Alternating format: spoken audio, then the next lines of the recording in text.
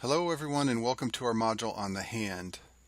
Let's start by reviewing some important terminology about the hand. You need to know this terminology because in board questions they will often describe a lesion but not show it in a picture.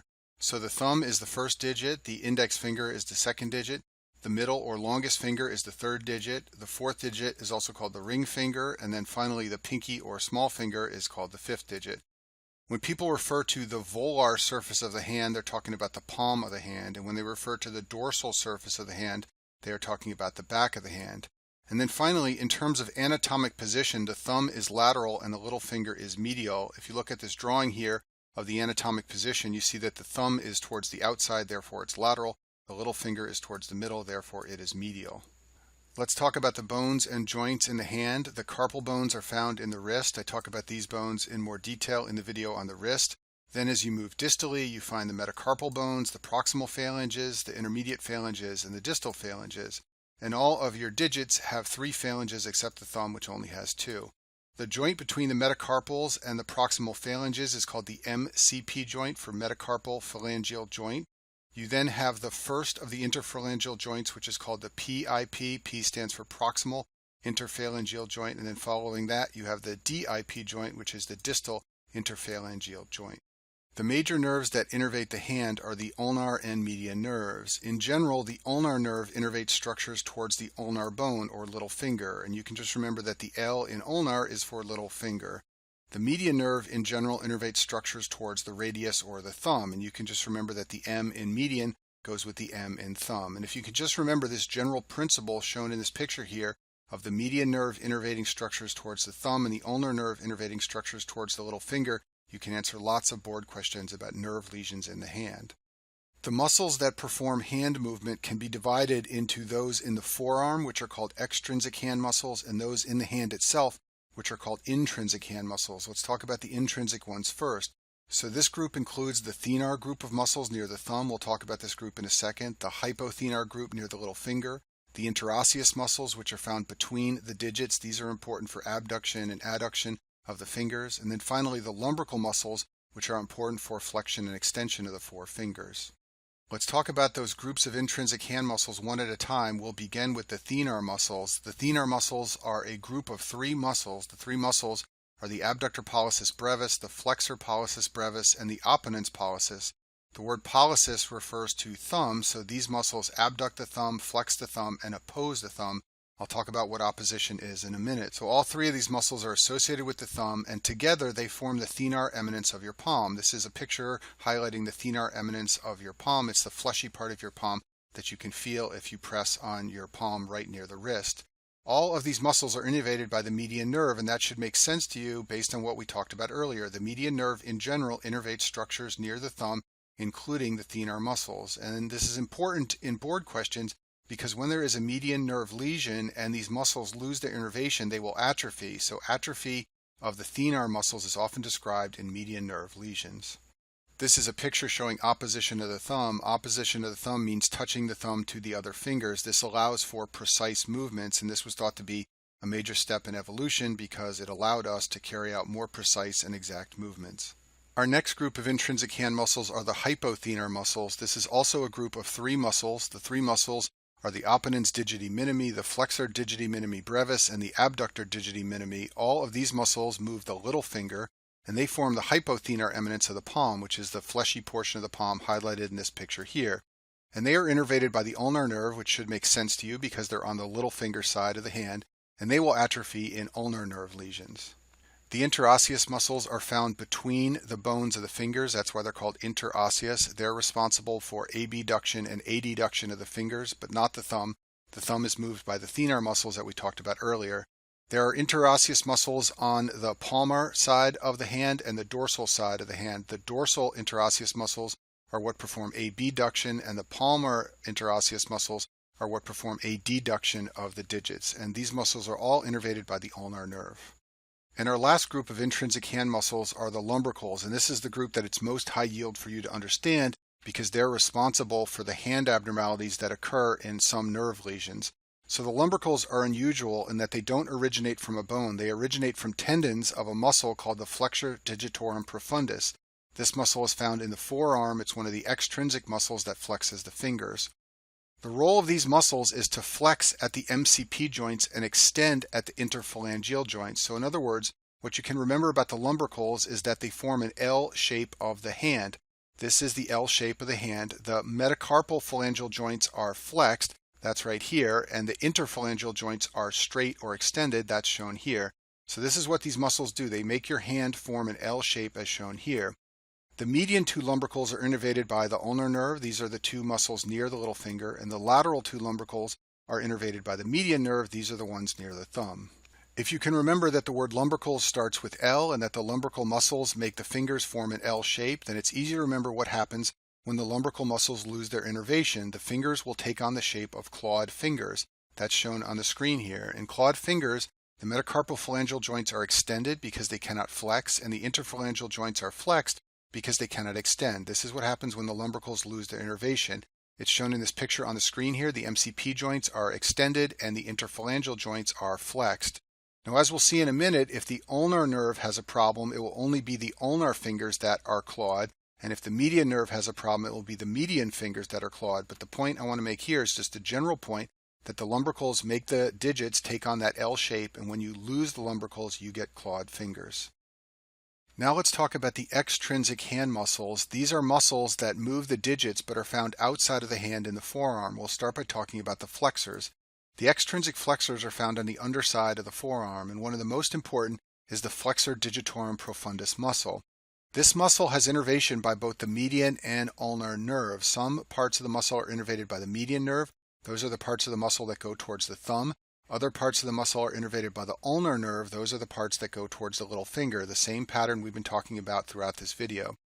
The role of this muscle and all the flexors is to flex the digits, which means to make a fist like is shown in this picture on the screen here. The lateral two fingers or digits, the ones near the thumb, are controlled by the median nerve. The medial two digits near the little finger are controlled by the ulnar nerve. The extrinsic hand muscles that are extensors of the digits are found at the back of the forearm. The role of these muscles is to straighten the digits. One of the most important is the extensor digitorum. This muscle is innervated by the radial nerve, and it strongly extends the MCP joints. So if you look at this picture on the screen with all the fingers extended, the MCP joints highlighted in green here are controlled by the radial nerve. The interphalangeal joints, when they extend, this is controlled by the lumbricals as we talked about earlier, and the lateral two digits are controlled by the median nerve. That's shown in red here. The medial two digits are controlled by the ulnar nerve. Let's talk about flexion and extension of the wrist because this is important in understanding nerve lesions that affect the hand. The major flexors of the wrist are controlled by the median and ulnar nerves together. There is a muscle called the flexor carpi radialis. This is controlled by the median nerve, and another muscle called the flexor carpi ulnaris. This is controlled by the ulnar nerve, and these muscles work together to flex the wrist as shown in this picture on the left side of the screen. The major extensors of the wrist are all controlled by the radial nerve. It's all these muscles right here. So the only way you lose extension of the wrist and get wrist drop is by losing your radial nerve. And in the video on the brachial plexus, I talk about how wrist drop is a classic finding in a radial nerve lesion for this reason. Wrist deviation is a clinical finding seen in nerve lesions that involve the nerves that innervate the flexor muscles of the wrist. So if you look at this wrist on the screen here, remember that flexion of this wrist is controlled by both the ulnar and median nerves.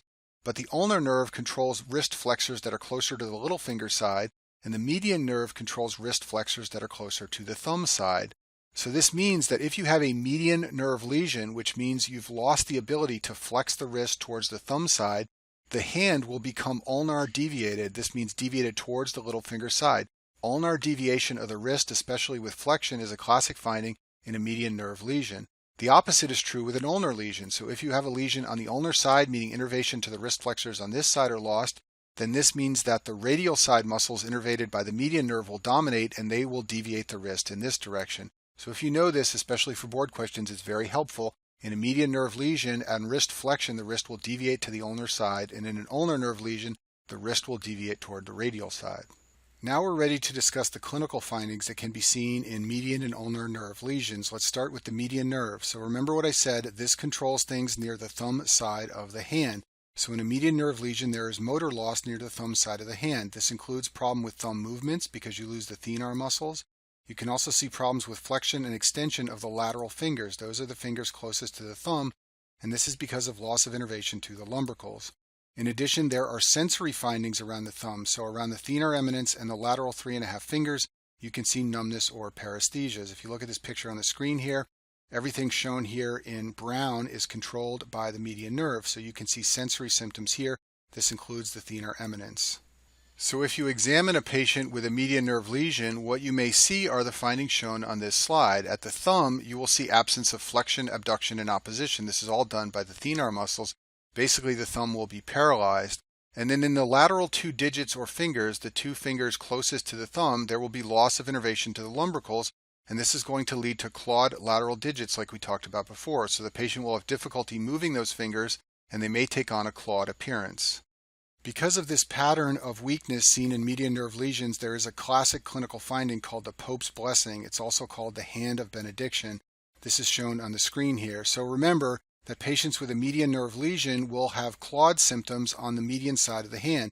So these 2 fingers are extended at the MCP and they're slightly bent at the IP joints. That's the classic finding in a median nerve lesion. Now, if you ask the patient to make a fist, then the little finger side works fine and those fingers flex, but the fingers near the thumb cannot do so. So you get this finding on the screen, which is called the Pope's blessing. The thumb and lateral fingers cannot flex, and the MCP remains extended near the thumb side. And you don't have to memorize this finding. Just know that the problem here is that the fingers near the thumb are not moving normally, and that should let you know that it's a median nerve problem. Another finding you'll read about in your textbooks is called the ape hand. This is seen at rest when you examine the hand of a patient with a median nerve lesion.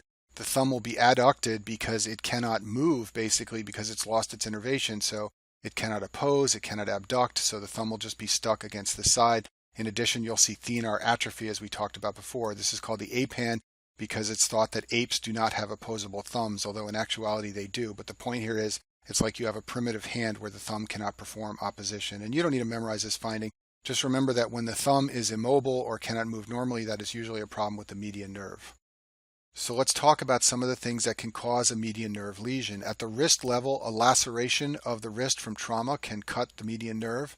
In addition, many patients develop the carpal tunnel syndrome, which involves median nerve dysfunction at the level of the wrist. And I talk about this in much more detail in the video on the wrist. When you have a wrist lesion, the flexor muscles in the forearm will be intact, so you won't see any of that wrist deviation we talked about earlier, but you will see all the findings in the hand that we described for median nerve lesions. You can also develop a median nerve lesion if there is an elbow problem. One of the reasons this commonly occurs is because of a supracondylar fracture of the humerus. That's a fracture in the lower part of the humerus right above the elbow. If the median nerve is damaged at this location, you will lose innervation to most of the flexors and pronators in the forearm. For this reason, patients with elbow lesions involving the median nerve have a supinated forearm and flexion is weak. And then as I talked about earlier, a very high yield thing to remember is that in a median nerve lesion that is proximal, like at the elbow, there will be ulnar deviation of the wrist, especially with flexion. This is because the flexor carpi ulnaris muscle maintains its innervation by the ulnar nerve and it can flex the wrist, but when it does so, it pulls it towards the ulnar side. The median nerve gives off a branch in the hand called the recurrent branch of the median nerve. This provides motor innervation to the thenar muscles, those muscles that move the thumb, but it provides no sensory innervation to the hand. This is a very superficial branch of the median nerve. It's near the flexor retinaculum, which is this structure right here. It's a fibrous band on the palm side of the hand that covers the carpal bones and forms the carpal tunnel, which we'll talk about in a minute. So if a patient has a superficial laceration of the hand, sometimes just this branch of the median nerve will be damaged. In this case, the thumb will be immobilized, but sensation will be normal. And you want to remember this for your boards because this is a variant on a median nerve lesion that you may see.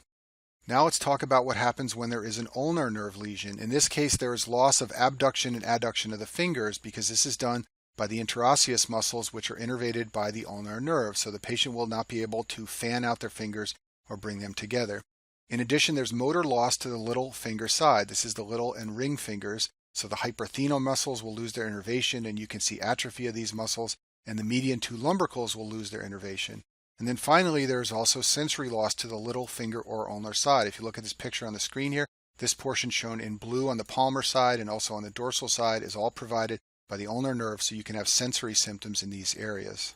So just like the Pope's blessing is a classic finding in a median nerve lesion, the ulnar claw is a classic finding in a patient with an ulnar nerve lesion. This position occurs when the patient has their hand at rest with the fingers straight and not flexed. Because of paralysis of the medial lumbricals, which are the lumbricals closest to the little finger, there will be extension of the MCP joints and flexion at the IP joints, and that will give an appearance like what's shown on the screen here, which is called the ulnar claw. And you don't need to memorize this, just notice that this patient's fingers are at rest and the patient is trying to extend their fingers. The fingers that are not functioning normally are near the little finger side, so therefore this must be an ulnar nerve problem. Ulnar nerve lesions can occur at the wrist level, also from lacerations, just like median nerve lesions. There's also a parallel to the carpal tunnel syndrome called the Guyon canal syndrome, which causes ulnar nerve symptoms at the wrist. And I talk about this in more detail in the video on the wrist. At the elbow level, you can have an ulnar nerve lesion if you have a fracture near the medial epicondyle. This is the medial epicondyle of the humerus, and the ulnar nerve runs right near here. So if you have a lesion here, in addition to all the hand findings, you will lose the wrist flexor, the flexor carpi ulnaris, and as we talked about before, this will lead to radial deviation of the wrist, a very helpful hint in a board question. I'll finish this video by describing the ulnar paradox. You would think that a more proximal lesion of the ulnar nerve, like one at the elbow, would cause clinical findings that are worse than a more distal lesion like one at the wrist, but that is not the case for the ulnar nerve, and this is called the ulnar paradox. So in a proximal or elbow lesion of the ulnar nerve, the ulnar claw may not be seen. In other words, if you ask the patient to extend their hand and rest it on the table, you may not see the ulnar claw like shown in this picture. The hand may just lie flat on the table. The reason for this is because in proximal lesions of the ulnar nerve, you can lose innervation to the flexor digitorum profundus muscle in the forearm, and this muscle has fibers that flex the two little fingers. So when you lose that muscle because of a proximal lesion of the ulnar nerve, you may not see the ulnar claw because flexion at the IP joints will not be present. So what you will see is simply the ulnar digits are paralyzed, but there is no clawing. For this reason, it is said that proximal lesions appear less severe than those at the wrist, and this is called a paradox. And that concludes our video on the hand.